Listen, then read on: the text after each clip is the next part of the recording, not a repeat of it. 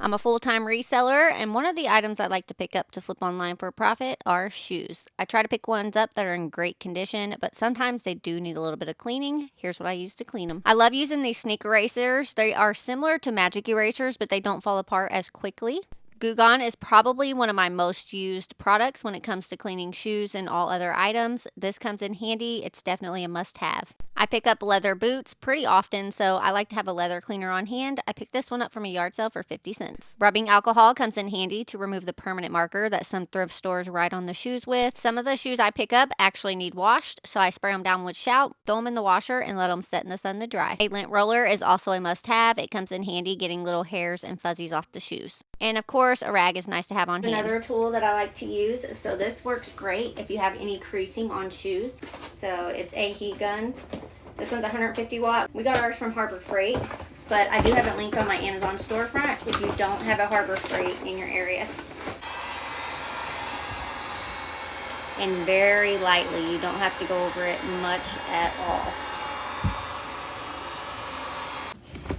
These are similar to a magic eraser, except whenever you're doing it on the soles or outer soles of the shoe, it doesn't break into pieces as easily as a magic eraser does.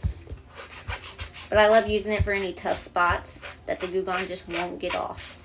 This is a product I just started using. It's Ozium. It's an air sanitizer. I spray it in the shoes that I cannot wash. A little bit goes a long way. You do not need much of this at all, you guys. The last thing I do is untie the laces and tuck them in because I think the photographs turn out better that way. They are all cleaned up, so it's time to photograph them. I use a light box, and it's 100% probably one of the best purchases that we made in our reselling business. It's time to take some pictures, so make sure your phone is in square mode. One trick I like to use is I like to take a couple pieces of pool noodles on the shoes that need a little bit more support. It does help them stand up straighter, and it makes the photos look that much better. I don't use a shoehorn. I just use a couple pool noodles that I cut to size. Don't forget to photograph the size tag. Whenever the thrift store writes on it like they did these shoes, I just leave it. And of course, don't forget the bottoms of the shoes. When it comes to shoes, make sure you picture any and all flaws. You want to make sure the buyer knows exactly what they're getting. Don't be tripping. It's just flipping.